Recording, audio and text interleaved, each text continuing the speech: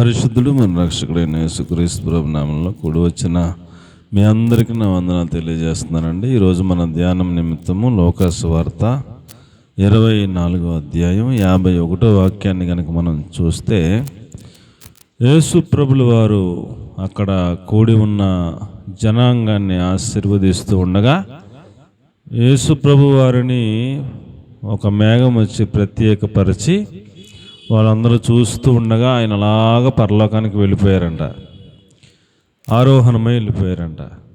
ఆయన వెళ్ళిపోక ముందు వారందరినీ ఆశీర్వదించారు అని రాయబడతా ఉంది. యేసు ప్రభు వారు భూమి మీదకి రావడం యొక్క ఉద్దేశం ఏమిటంటే, మనకి బదులుగా మరణించి పునరుద్ధానుడైన ఉద్దేశం ఏంటంటే మనల్ని ఆశీర్వదించాలని, మనల్ని ఆశీర్వదించాలని. ఆదికాండం నుంచి కూడా ప్రభు యొక్క ఉద్దేశం అదే.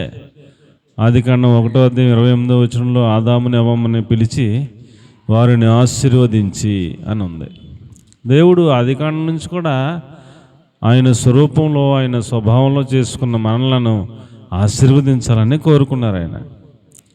ఆ ఆశీర్వదించిన విధానం ఏమిటనగా, మీరు ఫలించి, మీరు అభివృద్ధి పొంది, మీరు విస్తరించి భూమిని లోబరుచుకోవాలి అనేది ఆశీర్వాదం సంపూర్ణంగా.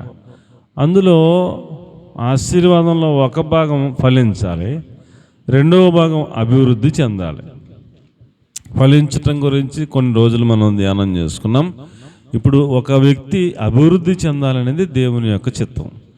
మనం అభివృద్ధి చెందాలని ఆయన కోరుకున్నారు. అందుకనే మనకి బదులుగా ఆయన మరణించారు, పునరుద్ధానుడయ్యారు, మనల్ని ఆశీర్వదించారు, పరలోకానికి ఆరోహణమే వెళ్ళిపోయారు. మనము ఆశీర్వదించబడాలనేది ఆయన యొక్క ఉద్దేశం. ఆశీర్వాదంలో రెండవ భాగం అభివృద్ధి చెందటం. ఒక వ్యక్తి ఎలా అభివృద్ధి చెందుతాడు అని మనం ఆలోచన చేస్తే, నిన్న ఒక వ్యక్తి అభివృద్ధి చెందాలంటే ఎలాగని నిన్న కొంత సందేశం మనం ధ్యానం చేసుకున్నాం. ఈ రోజున ఒక వ్యక్తి అభివృద్ధి చెందాలంటే ఏం చేయాలి అని మనం కనుక ఆలోచన చేస్తే, ఆదికాండం 26వ అధ్యాయం 12వ వాక్యం 22వ వాక్యం మనం చూసినప్పుడు, ఆదికాండం 26 12వ వచనం, ఇస్సాకు ఆ దేశమందున్నవాడై విత్తనము వేసి ఆ సంవత్సరము 100 ఫలము పొందెను.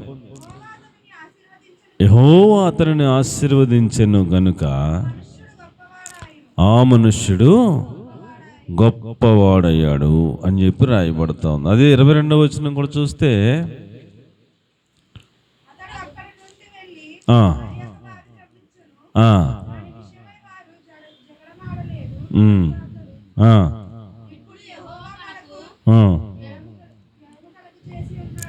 గనుక ఈ దేశంలో అభివృద్ధి పొందుదాము అనుకుని దానికి రెహోబోతు అని పేరు పెట్టాడు.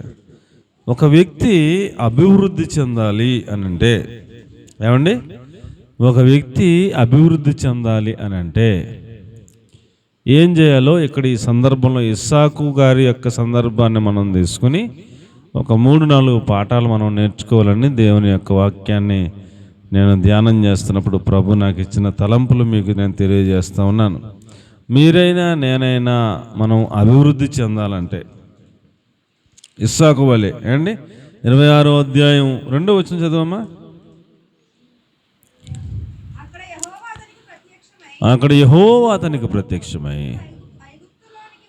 నీవు ఐగుప్తులోనికి వెళ్ళక నేను నీతో చెప్పు దేశమందు పరవాసివై ఉండుము. ఎలా ఉండాలంట? పరవాసివై ఉండుము. నేను నీకు తోడయుండి నిన్ను ఆశీర్వదించదను.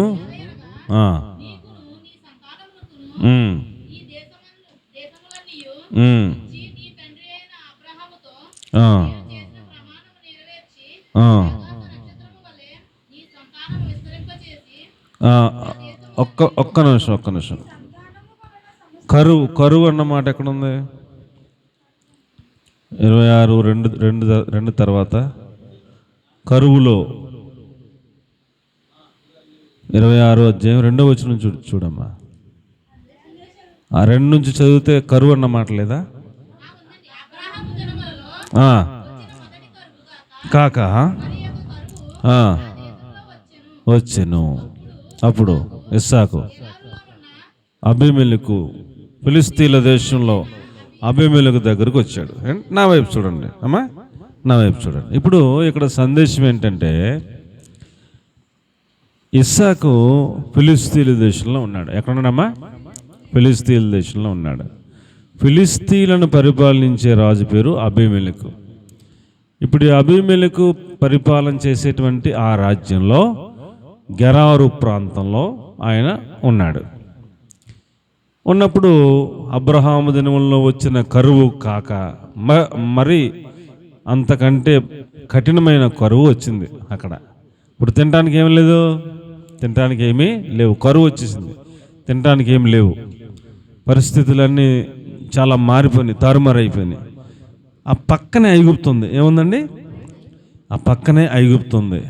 ఐగుప్తులో సమృద్ధి అయిన ఆహారం ఉంది. ఏముందండి? ఐగుప్తులో సమృద్ధి అయిన ఆహారం ఉంది. ఇక్కడ ఈ ఫిలిస్తీన్ల దేశంలో ఉన్నవాళ్ళు, గెరారు ప్రాంతంలో ఉన్నవాళ్ళు ఏమనుకుంటున్నారంటే, ఐగుప్తు వెళ్ళిపోదాం, మళ్ళీ ఇక్కడ కరువు తీరి పరిస్థితులు మారాక మళ్ళీ ఇక్కడికి వద్దాం, అందాక ఐగుప్తు వెళ్ళిపోతే అక్కడ సమృద్ధిగా ఉంది కాబట్టి ఆహారం కాస్త అంతా అక్కడికి వెళ్తే బతుకుతాం, ఇక్కడ ఉంటే చచ్చిపోతాం అని అందరికీ ఆలోచన వచ్చింది. ఇస్సాకు కూడా ఆలోచన వచ్చింది, ఐగుప్తు వెళ్ళిపోదామని అనుకుని బయలుదేరదాం అనుకున్నాడు. అప్పుడు దేవుడు ప్రత్యక్షమై, నానా నీవు ఐగుప్తు వెళ్ళవద్దు, ఐగుప్తు వెళ్ళొద్దు, ఇక్కడే నేను చూపించే దేశం ఈ గెరారులోనే నీవు పరవాసిగా ఉండు. ఈ దేశాన్ని, ఇప్పుడు నువ్వు చూస్తున్న ఈ గెరారు ప్రాంతాన్ని, ఫిలిస్తీన్ల దేశాన్ని, కనాను దేశాన్ని, ఈ దేశాలన్నిటిని నీకు ఇస్తాను, నువ్వు ఎక్కడే ఉండు, పరవాసివై ఉండు అని దేవుడు చెప్పాడు అండి. ఇప్పుడు ఎవరైనా ఒకవేళ ఆ ప్లేస్లో మనమే ఉన్నామనుకోండి, మనం ఎవరో ఒకరు ఆ ప్లేస్లో ఉన్నామనుకోండి, అక్కడేముంది? కరువు ఉంది. పక్కనేముంది? ఐగుప్తులో సమృద్ధి ఉంది. పక్కన సమృద్ధి ఉన్న చోటుకి వెళ్దామంటే వెళ్ళొద్దు అంటాడు దేవుడు, ఇక్కడే ఉండు అంటాడు. ఇప్పుడు దేవుడు మాట వినాలా లేకపోతే సమృద్ధి ఉన్న చోటుకి వెళ్ళాలా? చెప్పండి. వింటామా మనం? బాగానే చెప్తాం, మాటలు బాగానే చెప్తాం. సమృద్ధి పక్కనే ఉంది, వెళ్తే అక్కడికి వెళ్తే బతుకుతాం, ఇక్కడ ఉంటే చచ్చిపోతాం. దేవుడు అక్కడికి వెళ్ళొద్దు, ఎక్కడే ఉన్నానా, నీకు ఈ దేశాన్ని ఇస్తానంటే తింటకు మెతికలేదు కానీ దేశాన్ని ఇస్తాడంట అని దేవుడి మాట వింటామా? పక్కకి ఐగుప్తు దేశం వెళ్తామా? పక్క దేశమే వెళ్తాం. ఎవడంటాడండి బాబు? మనకే ఏదన్నా అంత పరిస్థితి వచ్చేస్తే అండి, కష్టమైపోతే, ఇబ్బంది వచ్చేస్తే, చాలా కఠినమైన పరిస్థితులు వచ్చేస్తే ఏమండి, మనకి ఏదైనా ఆప్షన్ పక్కనే మంచిది ఏదైనా కనపడితే అక్కడికి వెళ్ళకుండా దేవుడు ఇక్కడే ఉండమని ఉంటామా? ఏమండి, చాలా కష్టం. కానీ దేవుడు ప్రత్యక్షమై చెప్పాడు, ఇక్కడే ఉండమన్నాడు. చచ్చిపోతే చచ్చిపోతాను, ఆయన ఉండమన్నాడు, ఉంటాను అంతేని. ఐగుప్తు వెళ్ళకుండా ఉండిపోయాడండి. ఐగుప్తు వెళ్ళకుండా ఉండిపోయాడు. మీకు అర్థం అవటానికి, ఒక సహోదరి ఇప్పుడు వన్స్ అపాన్ ఏ టైం ఒక 20-25 ఏళ్ళ క్రితం, అమ్మగారు మా ఇంట్లో చాలా అప్పులు ఉన్నాయి, నా భర్త చాలా అప్పులు చేశాడు, ఇంట్లో మేమున్న ఇల్లు వేలం పాటేసే పరిస్థితికి వచ్చింది, అప్పులు వడ్డీలు కట్టలేకపోతున్నాం, నేను కువైట్ వెళ్ళిపోతాను అని చెప్పింది. చెప్తే ప్రార్థన చేసి మేము చెప్పాం, కువైట్ వెళ్ళొద్దమ్మా అని చెప్పాం. కువైటు వెళ్ళొద్దమ్మా, ఇక్కడే ఉండు, ప్రార్థనలో ఉండు, నీకోసం మేము కూడా ప్రార్థన చేస్తాం, దేవుడు ఏదో ఒక ద్వారం తెరుస్తాడు, అప్పులు తీరుతాయి, మంచి జరుగుతుందమ్మా, నీకు వెళ్ళొద్దమ్మా అంటే వింటారా?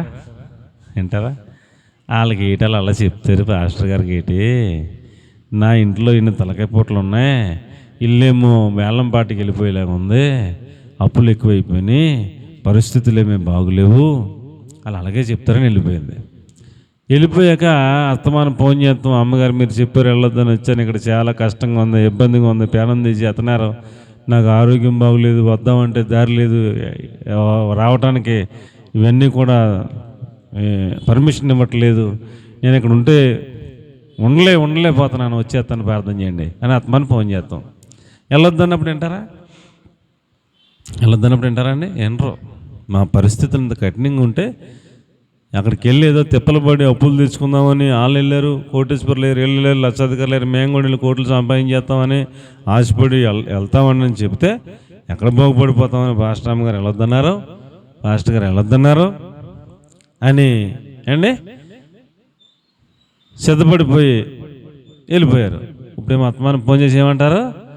మా కోసం ప్రార్థన చేయండి, ద్వారం తెరబడిలో ప్రార్థన చేయండి, వచ్చేయాలని ఉందండి, మీ మాట వినలేదండి, చాలా ఇక్కడ యాతన పడిపోతున్నారండి, చాలా కష్టమైపోతుందండి అని బాధపడిపోతున్నారు. చాలాసార్లు ఫోన్ చేయడం, ప్రార్థన చేయించుకోవడం.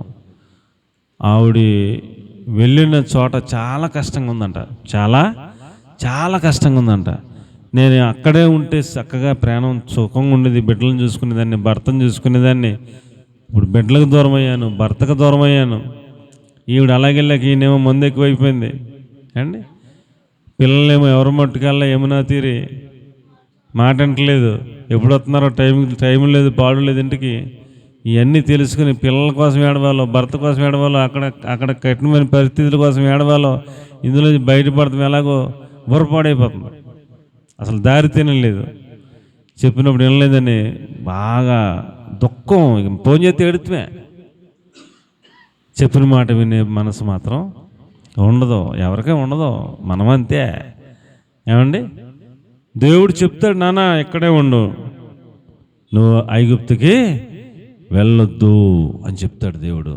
వెళ్ళొద్దని చెప్తే అక్కడ సమృద్ధి ఉంది, ఇక్కడేమో ఆకలికేమో మలమల మాడిపోతాం, తిండి కింద లేదు, చచ్చిపోలేక ఉన్నాం, వెళ్ళొద్దు అంటాడు. ఆయనకేటి అలాగే చెప్తాడని వెళ్ళిపోతారు ఎవరన్నా. అయితే చచ్చిపోతాను ఉండిపోయాడు అంతే.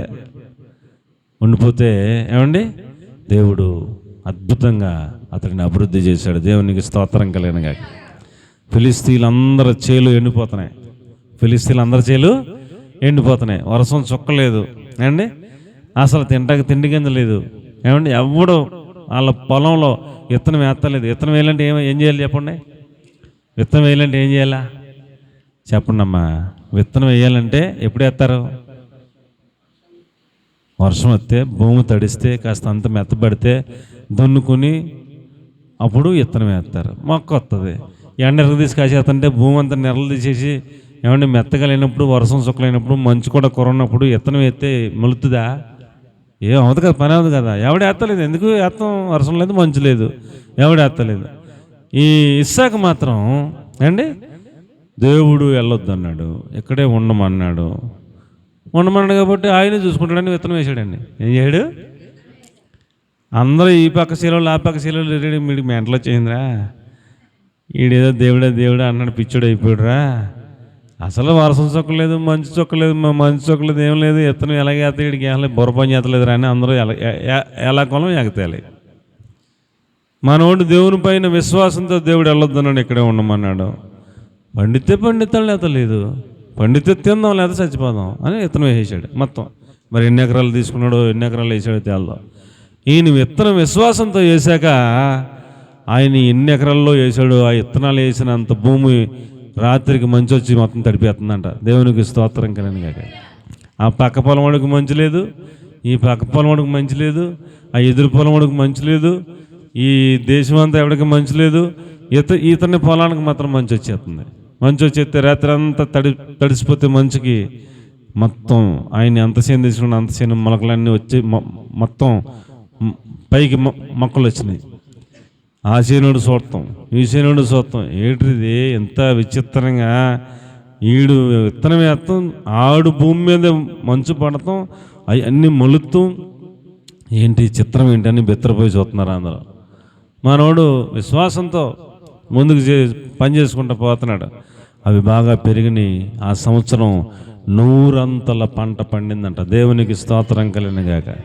దేవుడు చెప్పిన మాట ఏమండి విధేయులమైతే, దేవుడు చెప్పిన మాట విధేయులమైతే అభివృద్ధి అవుతారు. దేవునికి స్తోత్రం చెప్పండి. ఒకటే మైండ్లో పెట్టుకోండి, దేవుడు చెప్పిన మాటకు నేను విధేయుడినవుతాను అనే మనసులోకి మనం వస్తే మనల్ని అభివృద్ధి చేయడం ఆయన చూసుకుంటాడు. ఏమండి, మన తెలివి, మన జ్ఞానం, మన ఏమండి లెక్కలు కాదు. మీకు అర్థం అవటానికి ఇంకో మాట చెప్తాను. ఒకళ్ళు వచ్చి అయ్యగారు ఎలక్షన్లో పోటీ చేయాలని ఉందండి, మమ్మల్ని పోటీ చేయమంటున్నారండి అన్నారు. మేము ప్రార్థన చేసి అన్నామా, పోటీ చేయొద్దంటే ఎలాగ చెప్తారు, ఎలక్షన్లో గెలిస్తే ఎంతో బాగుంటుంది పరిస్థితి, వద్దంటారు అని ఎలక్షన్లో పోటీ చేశారు. ఎలక్షన్లో పోటీ చేసిన తర్వాత అండి, అంతకుముందు చాలా చక్కగా ఉండేది ఆ కుటుంబం, చాలా ఆశీర్వాదకరంగా ఉండేది ఆ కుటుంబం. ఎలక్షన్లో పోటీ చేశాక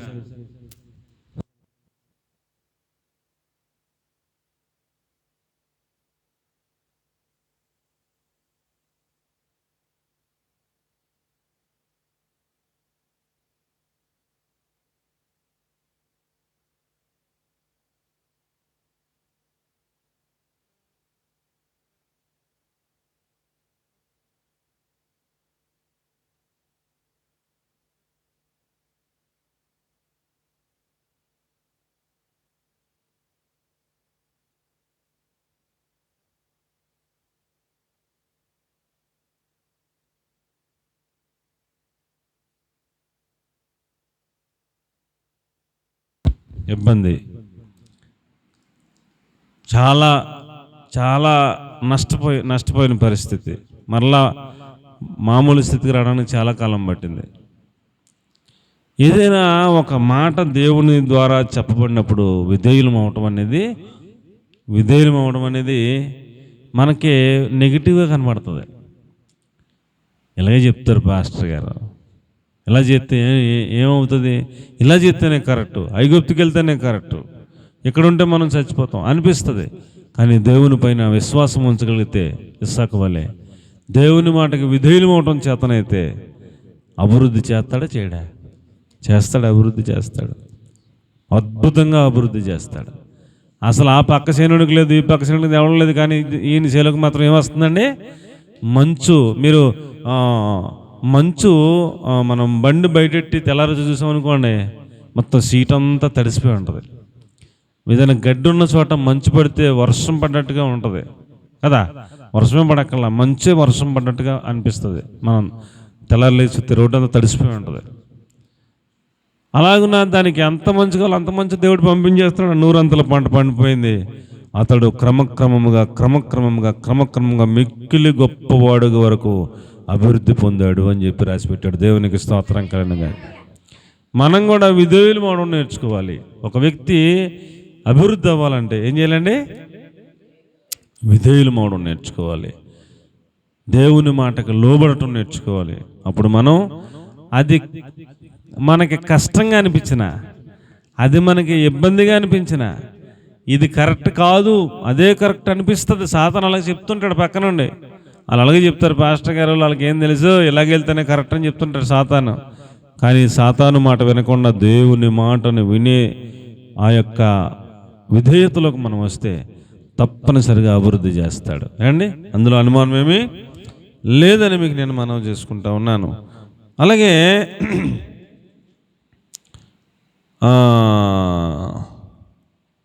ఇస్సాకుని గురించి మనం చూసినప్పుడు ఇస్సాకు పొలంలో ధ్యానం చేసుకుంటూ ఉండేవాడు. ఏం చేస్తూ ఉండేవాడు అండి, పొలంలోకి వెళ్ళిపోయి ధ్యానం చేసుకుంటూ ఉండేవాడు. ఇస్సాకు బలిపీఠం కడతా ఉండేవాడు, ఎక్కడ పడితే అక్కడే. ఇస్సాకు ప్రార్థన చేస్తూ ఉండేవాడు.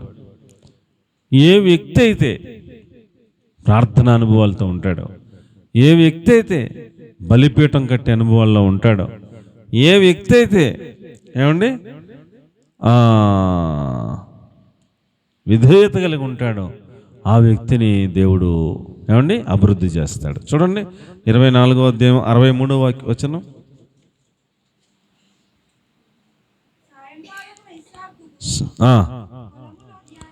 పొలములో ధ్యానం బయలు వెళ్ళి చాలు కన్నులెత్తి చూశాడంట. సాయంకాలం వెళ్ళాడంట అండి పొలంలోకి.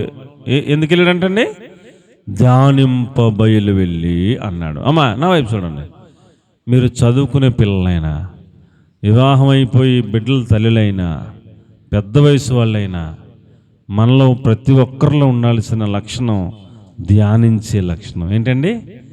ఆ పొలములో ధ్యానింపబయలు వెళ్ళి. అక్కడేమో ఇస్సాకు కోసం పెళ్లి కూతురుని తీసుకొస్తాకేమో ఎలియాజరు వెళ్ళాడు. ఎలియాజరు పెళ్లి కూతురు కోసం వెళ్ళాడు. ఎలాంటి అమ్మాయిని తీసుకొస్తాడో, అందంగా ఉంటుందో, ఎర్రగా ఉంటుందో, తెల్లగా ఉంటుందో, పొడుగు ఉంటుందో, పొట్టుగా ఉంటుందో, నాకు సూట్ అవుతుందో సూట్ అవుతుందని ఈ ఆలోచనలతో ఉంటాడు పెళ్లి కొడుకు ఎవరైనా కదా అండి. ఎప్పుడు వస్తారో అని వెయిటింగ్లో ఉంటాడు, అదే ఆలోచనలో ఉంటాడు. అసలు అదేం పట్టించుకోకుండా ఈయన పొలంలోకి వెళ్ళి ధ్యానింపబయలు వెళ్ళి అంటారు. అంటే నా కార్యాన్ని దేవుడు సఫలం చేస్తాడు, నేను దేవుని వాక్యము ధ్యానంలో ఉండాలి అనేటువంటి మనస్సు. ఏ బిడ్డ అయితే మీరు చిన్నోళ్ళ పెద్దోళ్ళన్న తర్వాత విషయం, దేవుని వాక్యాన్ని ధ్యానించే అలవాటు మీకు ఉందో మిమ్మల్ని దేవుడు తప్పనిసరిగా అభివృద్ధి చేస్తాడు. అందులో అనుమానం ఏమీ లేదని మీకు మనవి చేస్తున్నాను. వాక్యాన్ని ధ్యానించే అలవాటు చేసుకోండి, విధేయులుగా బతకండి. ఏమండి? విధేయత లేకపోతే అభివృద్ధి లేదు అని మీకు నేను మనవి చేసుకుంటా ఉన్నాను. అలాగే సహనం కలిగి ఉండండి. ఏం కలిగి ఉండాలండి? సహనం కలిగి ఉండండి. ఇస్సాకు చాలా సహనం కలిగిన వాడు. అబీమెలెకున్న ఆ ప్రాంతంలో ఇస్సాకుకి చాలా గొర్రెలు ఉన్నాయి, ఆ గొర్రెలు చాలా పశువులు ఉన్నాయి. వీటిని కాయడానికి చాలామంది కాపర్లు ఉన్నారు, చాలామంది పనివారు ఉన్నారు. తండ్రి గారు అబ్రాహాము గారు ఆస్తి అంతా ఇస్సాకే ఇచ్చాడు. ఒక కోటీశ్వరుడు రేంజ్లో ఉన్నాడు ఇస్సాకు. ఆయనతో పాటు ఉన్న ఆ యొక్క పనివారికి ఇక్కడ తవ్వండి, బావి తవ్వండి అని చెప్పాడు. ఆ జ్ఞానం దేవుడు ఇచ్చాడు ఆయనకి. అబీమెలెకు రాజు కదా, ఫిలిస్తీన్ దేశానికి రాజు కదా. అబీమెలెకు వాటర్ కోసం ప్రాజెక్ట్ మొదలు పెట్టాడు. అక్కడ బావి తీయండి, ఇక్కడ బావి తీయండి అని చెప్తున్నాడు. అక్కడ సైన్యానికి వాళ్ళు ఎన్ని చోట్ల డ్రిల్లింగ్ చేసినా ఒక్క బావి కూడా వాళ్ళకి దొరుకుతలేదు, ఒక్క బావి కూడా దొరకట్లా, నీళ్ళు పడతలేదు. వాళ్ళు డ్రిల్ చేస్తున్నారు, నీళ్ళు ఎక్కడా పడతలేదు. ఇప్పుడు పైప్ వేయడానికి వస్తారు. ఏమండి? మాకు వన్ ఉంది కదా అక్కడ, కొవ్వూరు జగనన్న కాలనీ వన్ ఉంది. అక్కడ నేను పైప్ వేయమని తీసుకెళ్ళాను. పైప్ వేసే వాళ్ళని 110 అడుగులు లోపలికి వెళ్ళారు. వాళ్ళు వెళ్ళి నీళ్ళు లేవన్నారు. నీళ్ళు లేవు, అంతా మట్టే ఉంది, నీళ్లు తగలలేదన్నారు. మరి ఎలాగంటే 160, 170 వెళ్తే నీళ్లు తగలొచ్చు అన్నారు. 160, 170 వెళ్ళాలంటే మా సెట్ పనిచేయదు, పెద్ద సెట్ తెచ్చుకోవాలన్నారు. వీళ్ళు తెచ్చిన సెట్కి ఏమో 15,000 ఖర్చు అయింది. వాళ్ళు తెచ్చి 170 అడుగులు వెళ్ళే సెట్ తెస్తే 1,00,000 ఖర్చు అవుతుంది. ఎంతండి? ఒక్క పైప్ వేయించడానికి 1,00,000 ఖర్చు అవుతుంది. అందునాలు బాబు పడద్దు అనుకున్నాను, ఫోన్లే పడపోతే నీ సెట్ నువ్వు తీసుకెళ్ళిపో అంటే ఆడు మొత్తం తీసుకుని వెళ్ళిపోయాడు. 15,000 స్తోత్రం అయిపోయింది. మనకు ఉపయోగం లేదు, పైప్ పడలేదు. మేము వచ్చాం, మా పని మేము చేసాం, మా డబ్బులు మాకు ఇచ్చినండి, ఇచ్చితే వెళ్ళిపోయారు. అలాగే చాలా చోట్ల బోర్లు తీస్తుంటారు. చిన్నపిల్లలు పడిపోయి అంత బోర్లు ఉంటాయి, చాలా లోతుకు బోర్ తీస్తారు. నీళ్ళు పడలేదంటారు. వాళ్ళ చిట్టాలు పట్టుకుపోతారు, కనం అలా వదిలేస్తారు. పిల్లలు ఆడుకుంటూ వెళ్తారు, అందులో పడిపోతారు.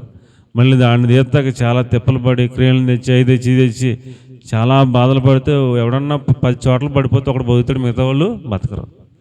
అలాగా ఎన్ని చోట్ల ప్రయత్నం చేసినా నీళ్ళు పడతలేదు రాజుగారికి. అండి, రాజుగారి దగ్గర తెలివితేటలు తక్కువ, టెక్నాలజీ తక్కువ, డబ్బులు తక్కువ. ఏం తక్కువ అండి? అన్నీ ఉన్నాయి కానీ నీళ్ళు పడతల.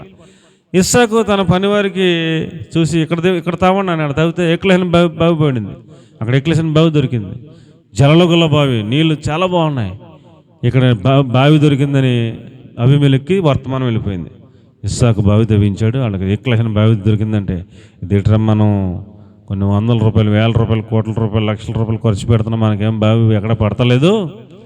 వాళ్ళ మనుషులతో అయితే బావి పడతామేట్రా, ఇతనికి దేవుడు తోడుగా ఉన్నట్టున్నాడు, అతనికి అంత జ్ఞానం ఉందనుకుంటా, మనకేమో చేత కావట్లేదు అని వాళ్ళు వచ్చారు. అబీమెలెకు వచ్చాడు అండి, సైన్యాధిపతులు ఉంటారు కదా, పీకోలు మొత్తం బ్యాచ్ అంతా వచ్చారు. క్యాబినెట్ వచ్చి, ఏయ్ ఇది మా దేశం, ఈ బావి మాది, వెళ్ళిపో అన్నారు. తవ్వింది ఎవరండి? ఇస్సాకు. మరి దేశం వాళ్ళదే, ఇది కాదు, కానీ తవ్వింది ఎవరు? ఈయన. ఇప్పుడు న్యాయంగా చెప్పాలంటే ఏం చెప్పాలి ఆయన? అయ్యా, మా దేశంలో మేము ప్రయత్నం చేసినా మాకు పడతలేదు, నువ్వు మహానుభావుడు, నీ ద్వారా బావి దొరికింది, నీకు కావాలితే నువ్వు తోడుకో, మాకు కావాలితే మేము తోడుకుంటాం బాబా అని చక్కగా సమాధానంగా చేసుకోవాలి. నేను రాజుని వీడు ఏం చేస్తానని, ఇది మాది ఏరియా వెళ్ళిపో అంటే దెబ్బలు ఆడకుండా ఏమనకుండా అక్కడి నుంచి వెళ్ళిపోయాడండి. అక్కడి నుంచి వెళ్ళిపోయాడు. మళ్ళీ కొంత దూరం వెళ్ళాక మళ్ళీ వాళ్ళ కుర్రోళ్ళకి చెప్పాడు, రే ఇక్కడ తామన్నాడు. మళ్ళీ జలగల బావి దొరికింది. మళ్ళీ తెలిసిపోయిందని మళ్ళీ వచ్చారు, ఇది కూడా మాదే వెళ్ళిపో అన్నారు. ఏమల్లా మళ్ళీ వెళ్ళిపోయాడు. మళ్ళీ కొంత దూరం మళ్ళీ ఇంకోటి తవ్విచ్చాడు. మళ్ళీ అక్కడ ఎక్లసిన బావి దొరికింది. మళ్ళీ వచ్చారు, వెళ్ళిపోమన్నారు, వెళ్ళిపోయాడు. అప్పుడు 4వది గెరారు లోయలోకి వెళ్ళి అక్కడ తవ్వాడు. అక్కడ కూడా ఎక్లసిన బావి దొరికింది. అప్పుడు కూడా వచ్చాడు. అప్పుడు ఎలా వచ్చాడు తెలుసా? ఇతడు ఒకటి పడటమే గొప్ప, ఎక్కడ తవ్వితే అక్కడ ఎక్లసిన బావులు దొరుకుతున్నాయి. ఇతడు సామాన్యమైన వ్యక్తి కాదు, అతడి దేవుడు తోడై ఉన్నాడు కాబట్టి ఇలా జరుగుతుంది. మనం రాజు అయి ఉండి, టెక్నాలజీ అంతా ఉండి, తెలివితేటలు ఉండి, సైన్యం ఉండి, అన్నీ ఉండి 100 చోట్ల వేసినా ఎక్కడ పడతలేదు. ఇతడు ఎక్కడ తవ్వితే అక్కడ బాగుపడుతుందంటే ఇతడు సామాన్యుడు కాదు. అతడితో మనం గొడవ పెట్టుకుంటే చాలా డేంజర్ అయిపోద్ది అని 4వసారి వచ్చినప్పుడు మొత్తం క్యాబినెట్ అంతా వస్తుంటే ఇస్సాకు 3 సార్లు ఏమనలేదు కదా, 4వసారి కొంచెం రాణి దగ్గరికి వచ్చి చూద్దామని గొడవని అలా చూస్తున్నాడు. దగ్గరికి వెళ్ళే కాలం అంటున్నారు, అయ్యా నీకు యెహోవా తోడై ఉండటం మేము చూచాం, మాకు అర్థమైంది. నీవు మాకంటే బలవంతుడివి, నీతో మాకు గొడవద్దు. ఈ బావి జోలికి మేము రాము, దాన్ని నువ్వే చూసుకో. మా మీదకి రానని, మాతో యుద్ధం చేయనని, మాతో సమాధానంగా ఉంటానని ఈ 3 సార్లు నిన్ను బెదిరించినందుకు మమ్మల్ని క్షమించమని వేడుకుంటున్నాం. మాకు ప్రమాణం చేయని అడుగుతున్నారు. వచ్చి ఏమంటున్నారండి? మాకు ప్రమాణం చేయని అడుగుతున్నారు. అంటే అప్పుడు సరే అని ఇస్సాకు గారు క్షమించి మీ జోలికి రాను అని చెప్పి ప్రమాణం చేశాక కాస్త విందు ఏర్పాటు చేసాడు. తినేసేసి సైలెంట్గా వెళ్ళిపోయారు అండి. మనం కూడా ఇస్సాకు వలే ఫస్ట్ టైం ఏమనలేదు, సెకండ్ టైం ఏమనలేదు, థర్డ్ టైం కూడా ఏమనలేదు, ఫోర్త్ టైం కూడా ఏమనలేదు. కానీ వాళ్ళనే దేవుడు మార్చేశాడు. వాళ్ళే వచ్చి కాళ్ళబెరానికి వచ్చి మాతో ప్రమాణం చేయి బాబు అని ప్రమాణం చేయించుకొని సమాధానపడి వాళ్ళే వెళ్ళిపోయారు. అలాగే మనం కూడా సహనం కలిగి ఉంటే అభివృద్ధి చేస్తాడు. దేవునికి స్తోత్రం కలిగిన. చాలామందికి సహనం ఉండదండి. చాలామందికి ఏముండదో సహనం ఉండదు. ఇప్పుడు ఒక ఉద్యోగంలో జాయిన్ అయ్యారు. వాళ్ళు చదువు తగ్గట్టు అండి ఒక మంచి ఉద్యోగం వచ్చింది. ఉద్యోగం వస్తే పై ఆఫీసర్ ఏమన్నా వీళ్ళు ఉద్యోగం చేసే చోట 50,000 1,00,000 జీతం అని జాయిన్ అయ్యారు. వీళ్ళకన్నా పై ఆఫీసర్ ఉంటాడు కదా, అతనేమన్నా అంటాడు కదా. ఏదనంటే నన్ను ఇలాగ అంటాడా, ఉద్యోగం అసలు చేయనని మనేస్తారు వీళ్ళు ఫస్ట్ రోజునే, లేదా నెల చేస్తారు. నేను ఇంకా తట్టుకోలేను, ఇలా చాలా హెరాస్మెంట్ చేస్తున్నారు, ఏం బాగోలేదు ఇక్కడ పరిస్థితి అని కోపం వచ్చేసి మానేస్తారు. ఇంకో చోట మళ్ళీ ఎదుక్కుంటా 6 నెలలు పడుతుంది. అక్కడ జాయిన్ అవుతాడు. మొత్తం మీద అక్కడ ఎవడో కూడా ఉంటాడు, ఎక్కడికి వెళ్ళినా ఉంటారు కదా, ఎవడో కూడా ఉంటాడు. పై ఆఫీసర్ ఏదో ఒకటి అంటూ ఉంటాడు. అక్కడ మానేస్తారు. మళ్ళీ ఇంకో 6 నెలలు మళ్ళీ ఖాళీ, మళ్ళీ ఇంకోటి దొరుకుద్ది. అక్కడ ఎవడో కూడా ఉంటాడు, అక్కడ మానేస్తారు. ఇక ఎక్కడ చేస్తారు వీళ్ళు అండి? నీవు ఎక్కడైతే ఉద్యోగం చేస్తున్నావో అక్కడ దేవుని బిడ్డగా నీలో ఏముండాలి? సహనం ఉండాలి. ఏముండాలి?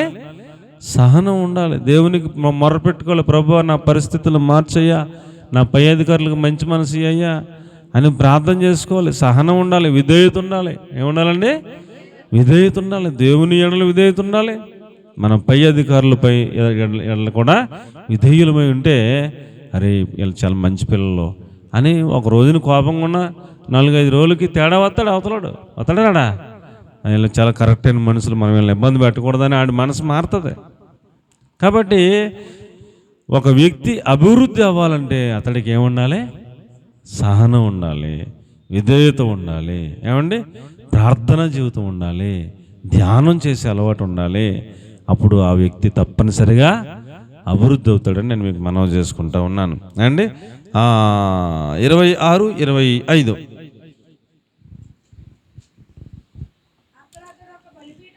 అక్కడ అతడు ఒక బలిపీఠము కట్టించి యెహోవా నామమున ప్రార్థన చేసి అక్కడ గుడారము వేసెను. మొదట బలిపీఠం కడతాడు, తర్వాత యెహోవా నామములో ప్రార్థన చేస్తాడు, అక్కడ గుడారం వేసుకుని నివాసం ఉంటాడు. కాబట్టి ప్రియులారా, ఏ వ్యక్తి అయితే బలిపీఠం కట్టి అలవాటులోకి వస్తాడో, సమర్పణ జీవితంలోకి వస్తాడో, ఏ వ్యక్తి అయితే ప్రార్థనాపరుడుగా ఉంటాడో, ఏమండి, ఏ వ్యక్తి అయితే అక్కడ నివాసం ఉండడానికి ఇష్టపడతాడో సహవాసంలో, అలాంటి వ్యక్తిని దేవుడు అభివృద్ధి చేస్తాడు.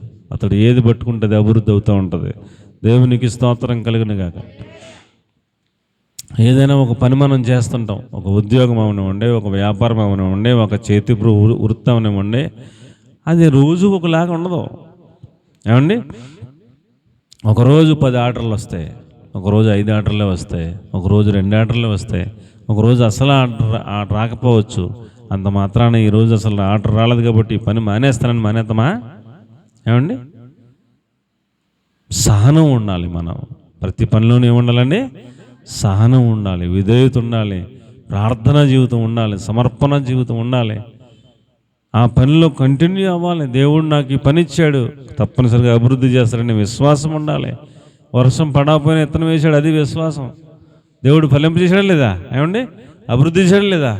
గొప్పవాడైపోయేలాగా అభివృద్ధి చేశాడు. కాబట్టి ప్రియులారా, మనందరం కూడా అభివృద్ధి అవడంలో ఏమండి, విశ్వాసం ఒక పాత్ర, అలాగే ప్రార్థనా జీవితం ఒకటి, అలాగే విధేయత ఒకటి, అలాగే ధ్యానం ఒకటి, బలిపీఠ అనుభవం, సమర్పణ ఒకటి. ఇవన్నీ కూడా మన అభివృద్ధికి మెట్లుగా ఉన్నాయని మీకు నేను మనవి చేస్తూ ఉన్నాను. 1 పేతురు పత్రిక 4వ అధ్యాయం 17వ వచనంలో అవిధేయులైన వారి గతి ఏమవును అంటాడు.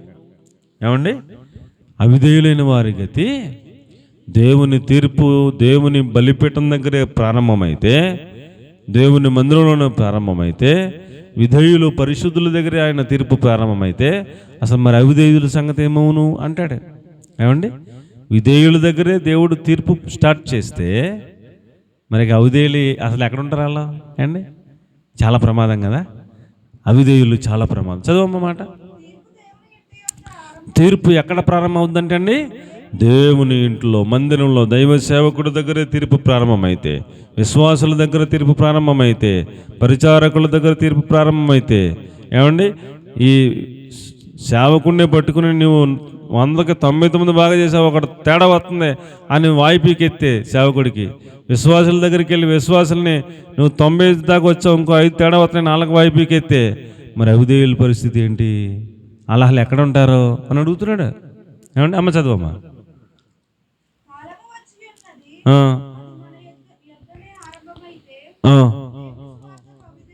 దేవుని సువార్తకు అవిధేయులైన వారు మరి ఏమైపోతారు?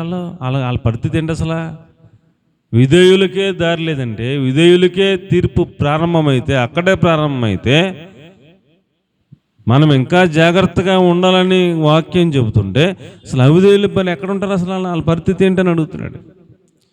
కాబట్టి ప్రియులరా, ఒక వ్యక్తి అభివృద్ధికి కారణం అతడి విధేయత అనే సత్యాన్ని నేను మీకు మనవి చేసుకుంటా ఉన్నాను. ఏమండి, విధేయత, తగ్గింపు జీవితం ఒక వ్యక్తిని అభివృద్ధిలోకి తీసుకొస్తుంది. దేవునికి స్తోత్రం కలుగును గాక. అహంకారం, గర్వం ఒక వ్యక్తిని అభివృద్ధిలోకి రాకుండా అణిచివేస్తుందని నేను మీకు మనవి చేసుకుంటా ఉన్నాను. మనం ఎక్కడున్నా విధేయులంగా ఉండాలి. ఎవరితో మాట్లాడినా మనం ఏమండి ఆ విధేయులుగానే మాట్లాడాలి. ఎవరితోనైనా మంచిగానే మాట్లాడాలి. మనం వాళ్ళను గౌరవించినట్టే మాట్లాడాలి. మన స్వభావం విధేయతగానే ఉండాలి. అలాంటి మనల్ని మనం తయారు చేసుకోగలిగినప్పుడు ఖచ్చితంగా మనం అభివృద్ధి అవుతాం. ఏమండి, అలాగే హెబ్రీ పత్రిక 13వ అధ్యాయం 17వ వచనంలో అన్నాడు, మీకు వాక్యాన్ని బోధించి మీ పైన నాయకులుగా ఉన్నటువంటి దైవ సేవకులను మీరు ఏడిపించొద్దు, దుఃఖపెట్టొద్దు, వారు సంతోషంగా సేవ చేసేటట్లుగా వారికి లోబడి ఉండండి అన్నాడు.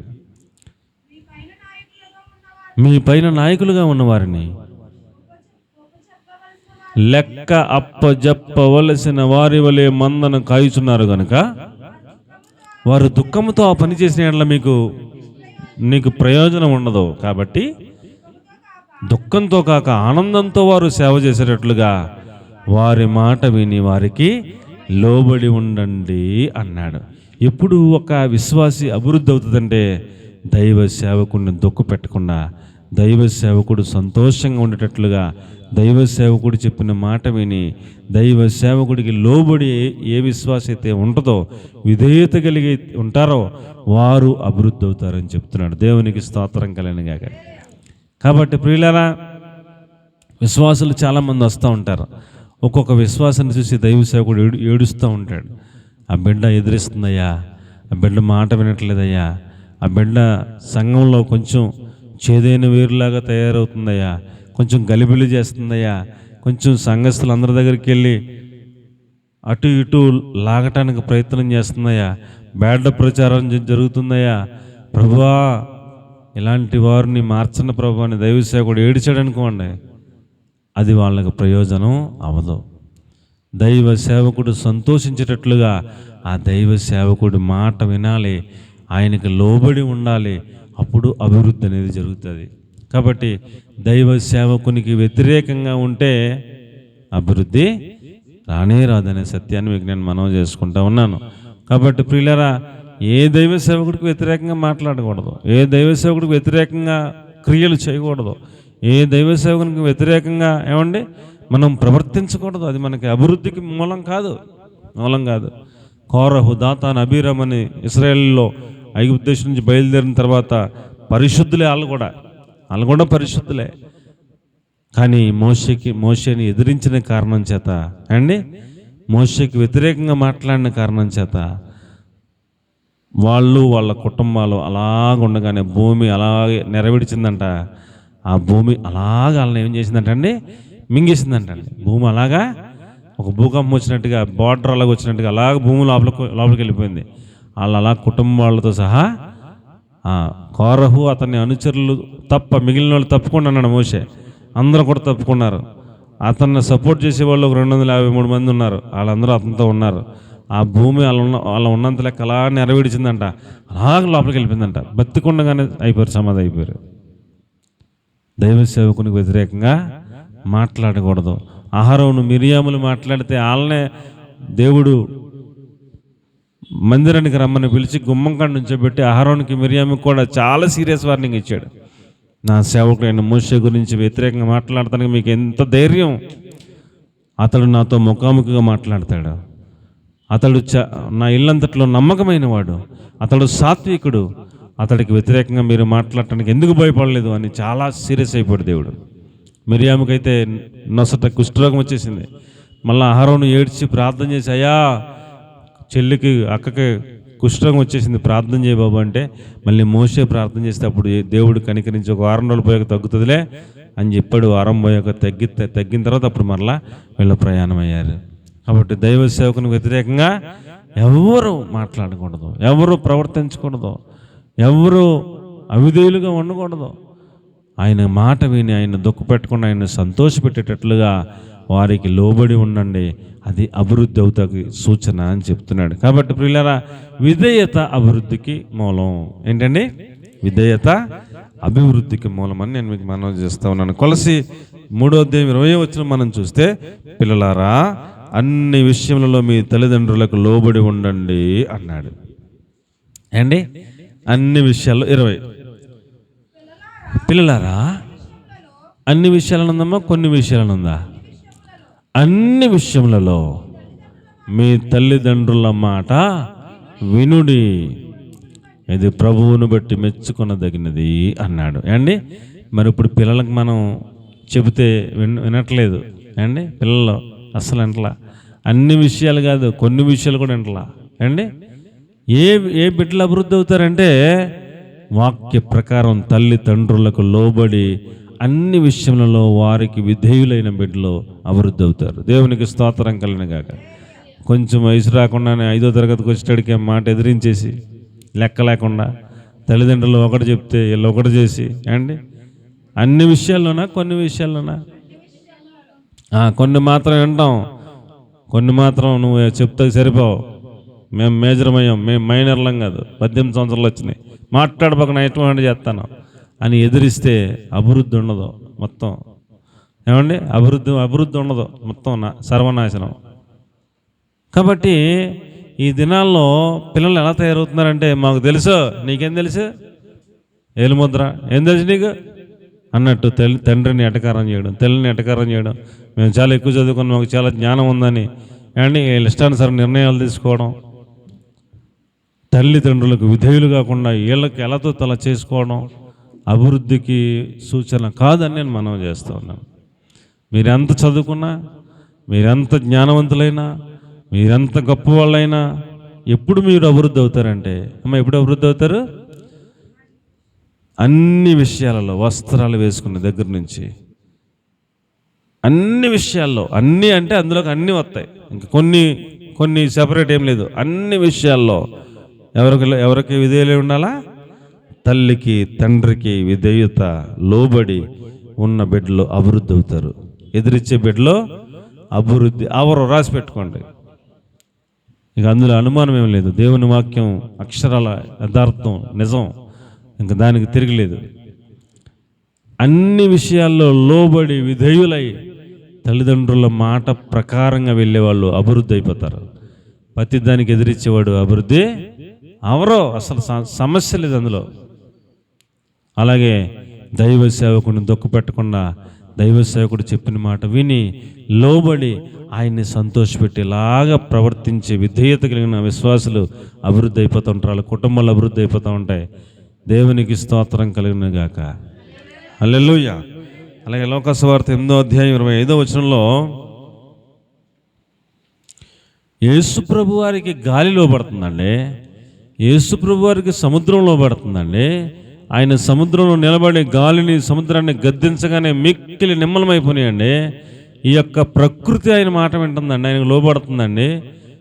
జలచరాలు ఆయనకు లోబడుతున్నాయండి, సింహాలు ఆయనకు లోబడుతున్నాయండి, అగ్ని ఆయనకు లోబడుతుందండి. మనం ఏపాటండి బాబు, అమ్మా? అవునా కదా? అవునా కదా? అగ్ని గుండంలో ముగ్గురిని వేసేస్తే దేవుడు చెప్పాడు అగ్నికి, వాళ్ళని ఏం చేయొద్దు అన్నాడు. ఏం చేసింది అగ్ని? అమ్మా చెప్పరేటి ఏమ్మా? ఎలా చూడండి, అగ్నిగుండంలో వేసారు షడ్రక్ మేషక్ అబేద్నెగోల్ని. దేవుడు చెప్పాడు, యేసుప్రభు చెప్పాడు అగ్ని వాళ్ళని ఏం చేయకన్నాడు. అగ్ని స్వభావం ఏంటి? అందులో పడ్డ వాళ్ళని కాలుస్తుంది. యేసుప్రభు చెప్పాడు కాల్చొద్దని, కాల్చిందా? అగ్ని లోపడుతుంది. సింహాల బోన్లో దానియేలుని వేశారు, సింహాలకు యేసుప్రభు ఆజ్ఞాపించాడు, సింహాలు దానియేలుని ఏం చేయొద్దన్నాడు. ఏం చేసినాయా? అలా సూత్రమే, అంతే, ఏం చేతలేదు. సముద్రాన్ని ఆయన గద్దించాడంట. అప్పుడు దాకా మంచి రేజింగ్లో తుఫాన్లు పెద్ద పెద్ద రోజు అల్లొచ్చేసి మొత్తం మునిగిపోద్ది పడవ అన్నట్టుగా భీకరంగా ఉన్న గాలి సముద్రం మిక్కిలి నిమ్మలం అయిపోయిందంట. ఈయన ఎవరో, ఈయన మాటకి గాలి లోబడుతుంది, ఈయన మాటకే సముద్రం లోబడుతుంది, ఈయన ఎవరో అని అల్లిపోయారంట అక్కడ ఉన్న శిష్యులందరూ కూడా. ఆయన మాటకి సింహాలు లోబడుతున్నాయి, ఆయన మాటకి యోనాని మింగమని చేపకు చెప్తే తిమింగలం వచ్చి ఆయన మాటకు లోబడుతుంది. ఏమండి? తన సేవకుడిని బతికించడం కోసం తిమింగలం 3 రోజులు ఏమీ తినకుండా, ఈ లోపల మింగిన వ్యక్తిని అరిగించుకోకుండా, ఏమీ తినకుండా ఉపవాసం ఉండి మరలా వెళ్ళి ఏమండి ఆ యొక్క నినివే పట్టణం దగ్గర కక్కేమంటే కక్కేసి దాకా అది దేవుని మాటకు లోబడుతుంది చేప. ఏమండి? తిమింగలం లోబడుతుంది. మానవులు మనం ఎంత అండి పెద్ద ఏమన్నా ఇదా? మనం మాత్రం ఏమండి లోబడతలేదు, విధేయులం అవ్వట్లేదు. ఆయన కోరుకునేది ఒకటే, మనం విధేయులమైతే, మనం లోబడటం నేర్చుకుంటే, మనం సహనం కలిగి ఉండటం నేర్చుకుంటే, మనం ఆయన వాక్యాన్ని ధ్యానించే బిడ్డలమైతే, మనం ప్రార్థనాపరులమైతే, ఏమండి మనము సమర్పణ బలిపీఠాల అనుభవంలోకి వస్తే మనలను ఖచ్చితంగా ఆయన ఏం చేస్తాడు? అభివృద్ధి చేస్తాడు. కాబట్టి ఈ వాక్యాన్ని శ్రద్ధగా ధ్యానం చేసి మనకు మాదిరి యేసుప్రభు వారే. ఆయన 30 సంవత్సరాలు వచ్చేదాకా ఎవరికి లోబడి ఉన్నాడంటండి? ఎవరికి లోబడి ఉన్నాడంట? అమ్మకి, నాన్నగారికి, తల్లిదండ్రులకు ఆయన 30 సంవత్సరాలు వచ్చేదాకా లోబడి ఉన్నాడు అని చెప్పి రాయబడుతూ ఉంది. 30 సంవత్సరాలు కాదు కదా, 15 సంవత్సరాలు వస్తే ఎవడం మాట్లాడలేదు. వింటున్నారండి? వింటలేదండి. ఎవరి మట్టుకాళ్ళ హీరోలు అయిపోతున్నారు. 30 సంవత్సరాలు వచ్చేదాకా వాళ్ళ నాన్నగారు వడ్రంగి పని, నానా పెద్దడా ఆ చెక్కట్టరా అంటే మారు మాట్లాడకుండా చెక్కట్టుకి వెళ్ళి ఇచ్చేవారు నాన్నగారికి. నాన్న చిత్రీ పెడదాం, నా పక్కనే ఉంటానంటే అలాగేలాగా ఆయన కూడా తండ్రితో పాటు కష్టపడి చిత్రీ పెట్టేవాడు. ఏ పని చెప్తా పని అమ్మ చెప్పినా నాన్న చెప్పినా లోబడి విధేయుడై 30 సంవత్సరాలు వాళ్ళకి లోబడి ఉండి, ఏమండి 30 సంవత్సరాలు దాటాక నేను నా పరలోకపు తండ్రి ఆయన ఇచ్చిన ఆజ్ఞలను నెరవేర్చాలి అని అమ్మ నాన్నకి చెప్పి అప్పుడు సువార్త నిమిత్తం బయటకు వచ్చాడు. 3.5 సంవత్సరాలు సేవ చేశారు. మన కోసం మరణించి పరలోక రాజ్యానికి ఆరోహణమై వెళ్ళిపోయారు. అటు పరలోకపు తండ్రి మాటకు విధేయుడయ్యాడు, లోబడ్డాడు. ఇటు శారీరక తల్లిదండ్రులకు 30 సంవత్సరాలు లోబడి విధేయుడయ్యాడు. అండి అదే మనకు మాదిరి. మనం కూడా లోబడి ఉంటే, విధేయులమైతే ఖచ్చితంగా మనల్ని అభివృద్ధి చేస్తారని దేవుని వాక్యం తెలియజేస్తూ ఉంది. కాబట్టి ప్రియులరా, మనము లోబడకపోతే, విధేయులం కాకపోతే అభివృద్ధిని చూడలేమని మీకు నేను మనవి చేసుకుంటూ ఉన్నాను. కాబట్టి ఈ వాక్యానుసారంగా దేవుడు కోరుకుంటున్నది మనం అభివృద్ధి అవ్వాలని. మనం అభివృద్ధి అవ్వడానికి ఉన్న సూత్రం ఇస్సాకు వలె ఏం చేయాలండి? లోబడి ఉండాలి, విధేయులమై ఉండాలి, వాక్యాన్ని ధ్యానం చేసే వాళ్ళమై ఉండాలి, ప్రార్థన పరులమై ఉండాలి, సమర్పణ బలిపీఠాలను కట్టే వాళ్ళంగా ఉండాలి, సహనం కలిగిన వాళ్ళంగా ఉండాలి. అభివృద్ధి అవ్వకపోతే అడగండి. అలాంటి కృప దేవుడు మనందరికి అనుగ్రహించి అభివృద్ధిలోకి నడిపించును గాక. పరిశుద్ధమైన తండ్రి, మీరు ఇచ్చిన వర్తమానం కొరకే స్తోత్రాలు.